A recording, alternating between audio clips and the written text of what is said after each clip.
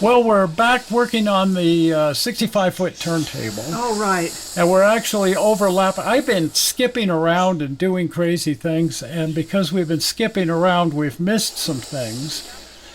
And for whatever reason, YouTube has forced us to take down some videos claiming that we're violating some music copyright, which we're not. But rather than argue with them, I'm just taking those videos down. So I'm just trying to fill in the missing holes at this point. Yes, right. So some of this is going to be stuff you've already heard. But again, there's a lot of missing pieces in there because of the way I was skipping around. And now with YouTube forcing us to take some down, there's a lot of missing places. Oh, sad. So we're just patching here. Frustrating. So the very first thing we need to talk about, again, is building the deck. The deck is a completely removable part that sits on top of the bridge and consists of the ties and guardrail and actual rails that the trains will run on as a separate assembly.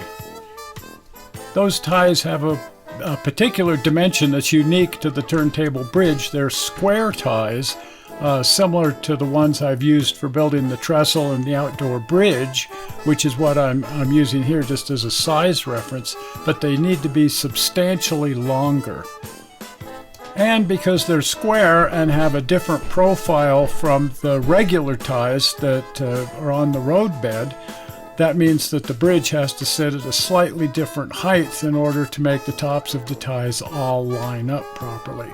But that's no problem because, again, I've made the entire turntable bridge adjustable so it can go up and down. So we had our friend Steve cut these out of red cedar on his table saw to the exact right size that we need for the turntable bridge. So I can set these in place on top of the bridge, but they cannot be, say, glued to the bridge. This whole thing has to be a removable assembly for a variety of reasons, working on the railings and the wiring and so on. So the entire deck here is going to be a sub-assembly that just sits on top of the bridge and then will be held in place by 3 screws. So I can build the deck sub-assembly here at the workbench. So I'm building it on top of 2 lower sections of what will be the guardrail. These are the same thickness as the decking, which will go on top of the bridge. As you can see, I'm actually building the deck upside down here. These rails are on the top of the bridge. And then the full-sized guardrails, these beams here, will attach to the top of those lower sections, which are the same thickness as the decking. I'm doing that just for strength because there's going to be a seam in the guardrail. So I worked out the proper spacing for the ties and then simply glued those in place to those lower sections of the guardrail. Those lower sections are a full 39 inches long, so there are no seams in that, and that makes for a very strong assembly here. And this whole assembly has to be strong because it's got to be removable so I can set it directly on top of the bridge, as you see here.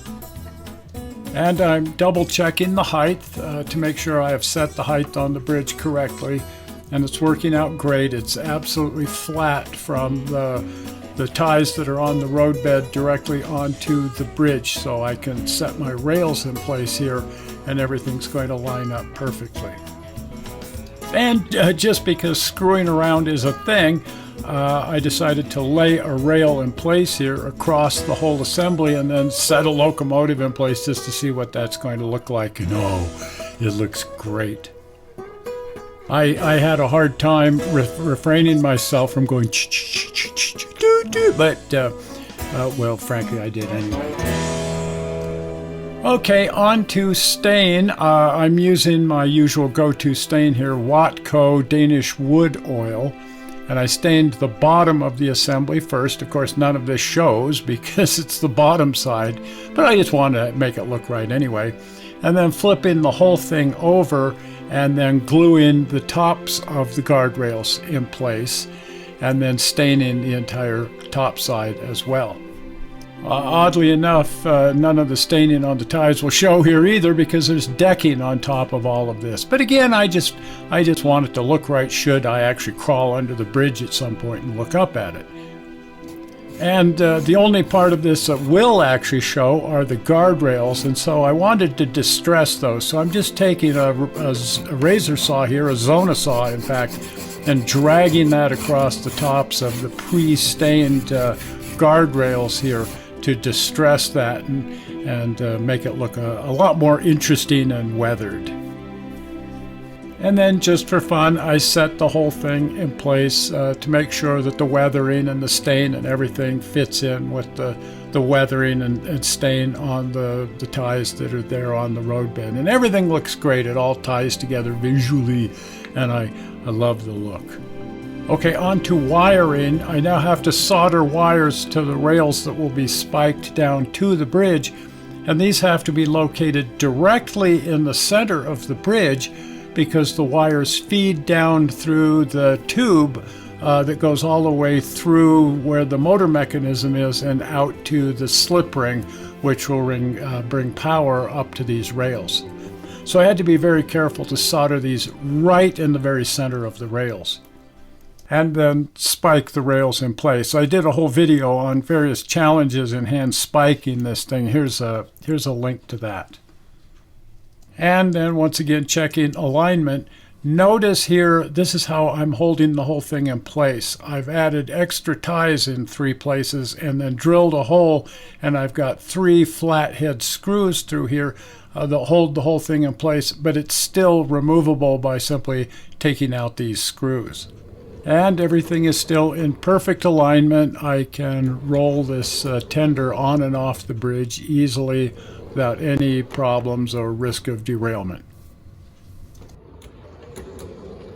And so now to deck over the bridge, I've cut out these slats to exactly 1/4 of an inch so they line up perfectly with the top of the rail head.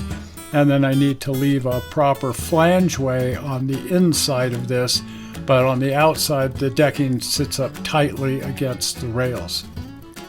The 2 center slats here need to be removable so that I can get to the screws underneath them that hold the deck to the bridge. And then using a Sureform tool, this planing tool you see here, the yellow handle, and of course some sanding blocks, I got the deck down even with the rails and ready to be stained. And because power isn't hooked up yet, I set the locomotive in place and then just hand pushed it through here to double check clearances on my flangeways. At either end of the turntable there are these extra long ties to allow an operator to stand here at the control stand and operate the bridge. Now this is something that we talked about when we were talking about small cottage industries, F-scale miniatures available on Etsy and eBay. And I've purchased several products from them, one of which are these 3-inch nut bolt and washer castings. And I'm going to use those on top of the guardrail to make it look like the guardrail is bolted to the ties on every other tie. I'm using our old trick of combining white glue with CA glue. The 2 play together really well, so I'm putting a small drop of white glue on the guardrail and then a small drop of the medium thick cyanoacrylic glue on the nut bolt and washer casting, and then when I set the casting in place, it grabs immediately because of the fast cure CA glue, and then the white glue provides a much tighter bond as the white glue dries. It's a really slick trick. And because the white glue dries transparent, you don't even know that it's there. And although white glue would have a problem gluing itself to these plastic castings, the CA glue loves the plastic casting. So it makes a great way to hold this stuff in place. And now I'm ready to put some stain on the actual decking. I love the look of this. The saw blade marks and everything give it a very authentic feel of a very rustic piece of railroad equipment. And I like the quality of the Watco. I'm brushing it on here using a sponge brush and then coming back with a paper towel and wiping away the excess, because there's always a certain amount of this stuff that just sort of sits on the surface and doesn't soak in. And now on to making the railings. I'm making these out of 30 thousandths thick, 1/4 inch wide K&S brass strips. I've cut some long ones there that are the same length as the ties under the deck, and then the shorter ones are the vertical stanchions that actually hold the railings. The stanchions need to have a hole drilled in the end to accept the 30 thousandths wire that runs through here that is the actual railing. And so I'm marking those spots with a center punch here to get the hole sort of started, if you will, so that when I drill this on the drill press, the drill bit neatly finds the proper location and drills through in the exact center. And now I'm rounding off the end of the stanchions here on my bench-mounted belt sander, and I'm just kind of eyeballing this in. If I wanted to make it much more accurate, I could build a little jig that actually rotates around that center hole, but this is good enough. I'm just kind of eyeballing it in. Now I've constructed this jig. It holds the crosspiece that goes between the ties, and then the stanchions, as you can see, angle out away from the center of the bridge. And this holds everything in alignment so that I can silver solder. I'm adding a little silver solder flux here, and then coming in with a fairly hot soldering iron. I've got the temperature turned up to maximum on my welder soldering station. And then it's a little tricky getting enough heat into the joint, especially where it's sitting up against the wood this way. But you can eventually get enough heat there that the solder flows nicely down into the joint. And then I test fit everything in place. The long pieces go up between the ties and have a stanchion at either end, and then there's a couple of these that only go halfway through at the ends of the bridge. But I wanted to check everything here for alignment, make sure that it's going to work, and then I put my 30 thousandths wire through here. Again, just to double check, make sure everything is going to fit and work properly. And then a little bit of cleanup with a file, and I'm ready to paint. I'm painting these with this paint that I've fallen in love with, the VMS No Peel Surface Primer. It can be shot directly on here, and I had an entire video up on using this, but this is one of the videos that YouTube has forced me to take down, falsely claiming that there's a music copyright violation. I need to straighten that out. In the meantime, let's go back over how I painted the railings here. I cleaned the metal with the VMS. They call it a weathering carrier, and I'm not sure why, but it makes a great tool for just cleaning up your metal pieces before painting them. I then applied what they call the Metal Prep 4K, which you can brush on there. In fact, you have to brush it on. You can't airbrush it. And I found out that this is complete overkill. You put this on if you're going to be brushing the part. If you're airbrushing the VMS primer on there, it already has the Metal Prep 4K in it. So you can just shoot that directly on the metal. I'm now going to shoot the VMS No Peel Primer in a black color. It comes in several different colors, and if I use the black primer, I don't need to put any color over the top of it. The advantage to using this stuff as a primer on your metal parts, or any parts for that matter, it'll go over wood, plastic, anything, is that it is a water-based paint. So cleanup is all with water. It's just like working with acrylics, but unlike acrylics, you can apply it directly over any surface and it adheres. And I mean, boy, does it adhere to these brass pieces. It's on here and it's almost indestructible. And boy, does that look nice. It goes on nice and smooth. I like the color. This is why this is my new favorite paint, because you can apply this, like I say, over any surface. The stanchions were then glued in place. They again go between the ties here and therefore could be glued to the edges of the ties. And then I fished my 30 thousandths wire through here, and that will have to be hand painted.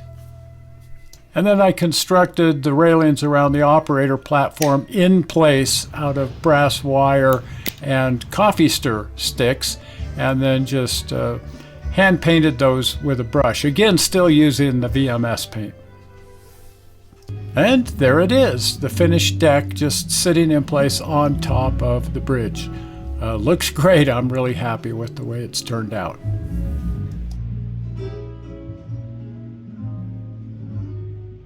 Okay, on to the sides of the turntable bridge. These also need to be removable in order to get to the adjusting screw that sets the height of the bridge. But they simulate the huge girders that actually make up the bridge on the prototype turntable. They consist of a 1/16 inch plywood base cut out with a CNC router, and then there's a layer of plastic laminated over the top of that, also cut out with the CNC router. The actual strong and functional part of this bridge consists of 3 layers of 3/4 inch plywood, and then these face plates are secured in place with small removable screws. The surface details can then be glued to the plastic surface. Most of the surface details are also constructed out of plastic, and so that's a very easy glue joint to make. Now you have this wonderful cutting tool, Well, it's used for cutting plastic. and you're good at cutting strips. Oh, I guess so. This one makes it easy. Well, I'm not good at cutting strips, so I said, you cut the strips and I'll glue them in place. Right, I've just had a lot of experience cutting that plexiglass. So this little tool it's cheap to buy. It doesn't cost a lot, and they usually sell them right where plexiglass is sold. But it works just like an X-Acto knife. It has a chisel end and then a sharper end to get rid of the burrs. And I just draw my lines and use a ruler, because as you're pushing down, it will want to scoot all over the place. But I just keep scoring it through till it goes almost through, and then you can break it in two. And where it was designed for plexiglass, it sure works well on this styrene. Yeah, it's a similar type plastic, really. Well, and to clean up the edges, I just used a really fine grit sandpaper and just got all the burrs loose and made sure it was good and even. Yeah, when you snap it like that, it does tend to leave a bit of a ragged edge. Right. Just needs a touch of cleaning up. Exactly. My tendency is to overdo it, and then the piece isn't straight anymore. Yeah, it's not hard to do. You can make a waver in it very easily. And then we both have one of these Northwest Shortline choppers. Oh, those things are so handy. I would be lost without mine now. I wouldn't be able to build a darn thing without that. No. It's just a slick way to cut things to exact lengths and keep them square, or if you want to make beveled angles, you can do that as well. Just keep your fingers out of the way, or there'll be a beveled angle. Oh yeah, there's an actual razor blade in there. Yes, you'll want to steer clear of that. Yeah, I have drawn blood, unfortunately, more than once. Yes. As you can see, I'm putting in the bottom piece first, and that has to sort of bend to conform with the angle. And then I'm using this Tamiya extra thin glue. And it just welds that in place, and that is one permanent glue joint, I'll tell you. Nice. Rivet details on the surface are made out of these brass rivet strips I get from Phil's Narrow Gauge. You can find him on the internet, Phil's Narrow Gauge. But he makes up these great brass strips with embossed rivets in them, and they can be used for a whole variety of things. In this case, I'm cutting them down slightly, making them a little bit narrower. Using our paper cutter, we've got one of these gigantic old paper cutters, and they work fine on really thin brass like this. You can cut all kinds of things on these paper cutters. I'm so happy we have one of these paper cutters. We had them with the school district. Boy, I'd be lost without this one. I picked it up years ago. Oh, I'm glad you did. And I've just, again, it's like the chopper. I'd be lost without it. Exactly. The plastic pieces are held in place with Tamiya's thin plastic glue, and in some cases Plastruc's plastic weld.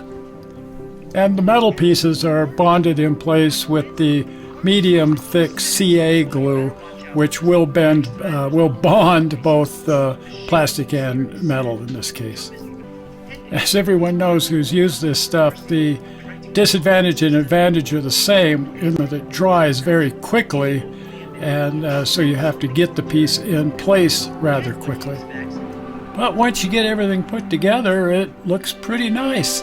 And because these sides are removable, it will make painting them a snap, I think, I hope. Once again, I'm going to be using VMS primer because you can put this over any surface where I have a mixture of metal and plastic. What could be better? And I'm using a lighter gray color this time because the next coating over this will be a metallic silver, and I fully plan on some of this primer showing through as part of my weathering process. And so I've chosen the light gray color here as an underlayment, as a primer color, because I think that'll work out really well. The show we did on using VMS primer is one of the ones that YouTube has forced us to take down. And so just to get caught up on stuff that is no longer online, one of the reasons I like this stuff, A, is because it will go over any surface without attacking any of the surfaces, but it is a water-soluble, or should I say a water-based primer. And that's a pretty rare commodity, that you can do water cleanup with your airbrush, just like you would with an acrylic paint, but it's a primer that will prime any surface, including metal. And that makes it really unique. It comes all pre-mixed in the bottle. You just have to shake it up really, really well.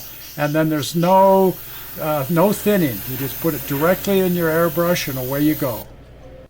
In this case, I was working just a little too far back, I think, and I've got a little bit of texture on the surface, and so I did a little tiny bit of light sanding before moving on to my silver color. I took the panels outside because I'm going to be using a rattle can, and I don't use those things inside. And then I'm just going to lightly cover this over with a metallic silver.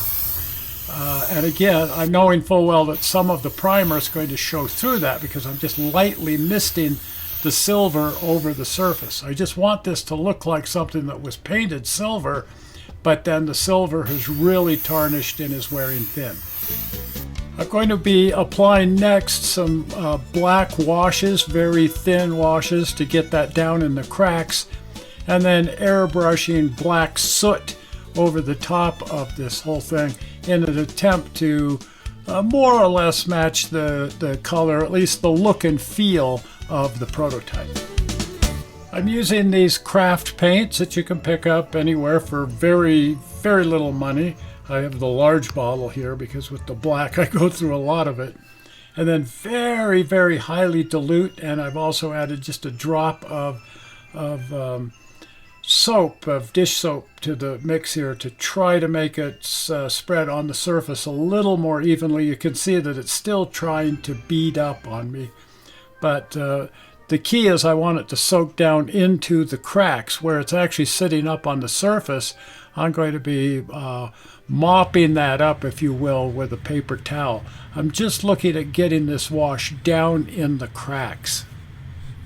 Sometimes when I'm doing these washes, I'll use a very dark gray instead of a black. It just sort of depends what the outcome I'm after is.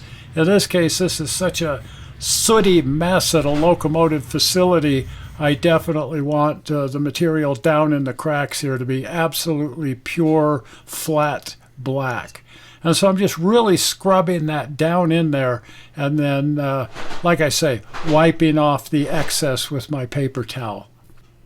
You may notice that the paper towel slightly scratches the surface, the silver paint, so I'm being very careful to only use vertical strokes when I'm using the paper towel, because all of the weathering in this thing flows from the top down. And so I want to avoid using horizontal strokes when I'm using the paper towel. With the washes here, it doesn't matter at all because all I'm really trying to do here is get it down in the cracks. I've always felt with weathering the key is layers, layer upon layer upon layer.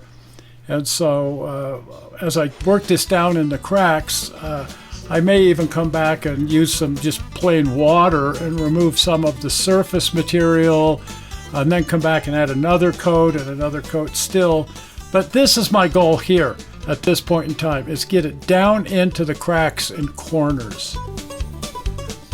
And then my next pass on here, I stood the panels up vertical so that this material would tend to flow down from the top and collect down here on the bottom rail, simulating the actual weathering process of rainwater and whatnot, washing the soot from the locomotives down onto these girders.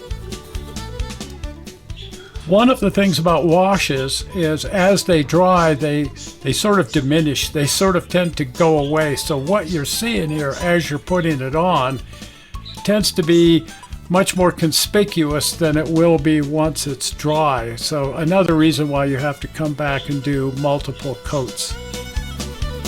Also need to keep in mind that once the whole project is finished, I will be coming back and spraying this, just putting a light mist of soot over a lot of these plates to simulate the actual smoke and soot.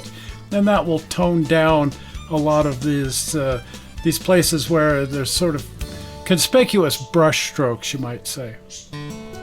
Now there's one last thing I'd like to get everybody caught up on. We talked about the differences between a gallows turntable and a pit turntable and the engineering faux pas that I concocted when I inadvertently thought that the two were kind of the same thing. So my turntable is actually supported from the middle, and when the wheels touch the ring rail, it tends to bind up. And so my solution to that was just ever so slightly raise the bridge using the adjustment at the center so that it doesn't touch the ring rail, and now it's working just fine. I can put even a fairly heavy locomotive on here, and as long as the locomotive is balanced on the center of the bridge, it goes around just fine without any binding. However, when I put a very heavy locomotive on here, this center adjustment here, there's just a plate that rides on the bottom of the pit, and it's building up quite a bit of friction right here. And I thought what I really need to do is add a ball bearing here at the center. So I've got this Lazy Susan ball bearing that I bought off of Amazon, and then I've placed that between the adjustment plate and the turntable pit. And in having that ball bearing in here, it now turns much more freely. And the key is now to find some way to disguise the ball bearing so that you can't see it down there. But I think that's going to be quite simple. But I'm quite happy right now with how easily it turns around. And even when it's turning a fairly heavy locomotive with the motor, it turns quite effortlessly without any problems whatsoever.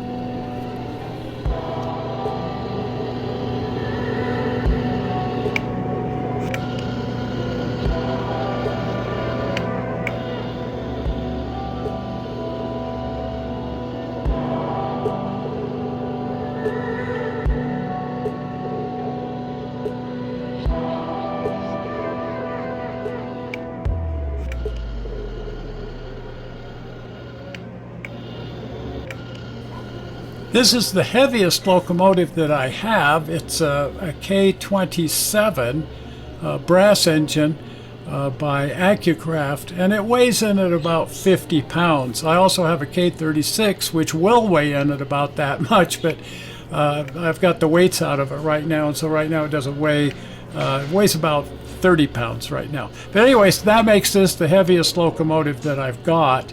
And with the ball bearing in there, it's having no problem at all turning this locomotive around. And here's the aforementioned K36. Again, with the boiler weight out of here, it doesn't weigh nearly as much as it will when I have the weight back in it. But in its current state, where it weighs in at around 30 pounds, it has no problem whatsoever turning this locomotive. And it looks really good doing it too.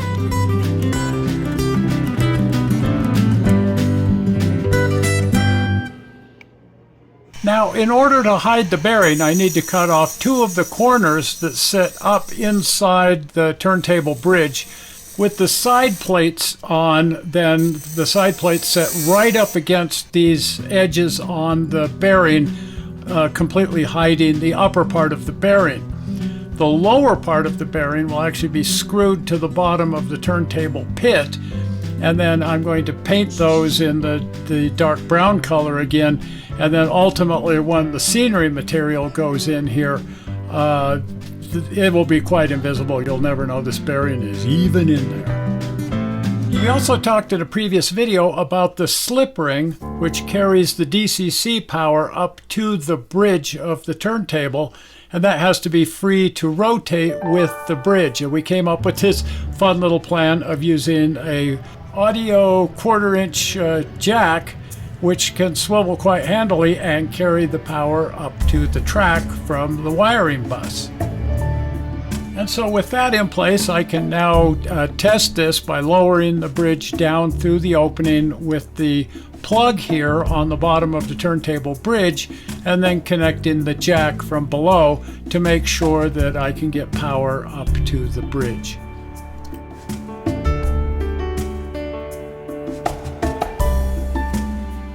And that's working just fine. So now it's just a matter of bringing these wires out through the front of the layout where the control panel is going to be. And then in the very near future here, I need to build the control panel that's going to run all of this. But the electrics are checking out just fine. The motor's turning smoothly, and the slip ring is working just as predicted.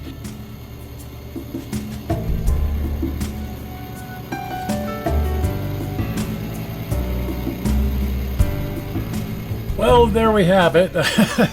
Like I say, I know some of that is stuff we've already put up, and some of it is stuff we haven't put up, and now some of it is stuff that is missing. Oh my gosh, and your car is trying to eat your train. Oh, the battery went dead. So that was a surprise. I'm running the turntable and charging the battery all at the same time. Multitask. Anyway, we're almost finished with the turntable part of this project onto the roundhouse. And hopefully you're going to want to follow along with all of that. And this time we're going to try not to skip around, and we're going to try not to have YouTube take any of it down. Right. And so hopefully you're going to want to stick around and follow along with all of that. And so if you're not a subscriber to the channel, please subscribe. And you can do that quite simply by clicking on the upcoming blue button. Zoink! Right there, the blue button. Well, we're not sure how you found this video on the internet. We hope you didn't find it boring, and we will see you here on Tuesday. We'll see you. Bye-bye. Bye.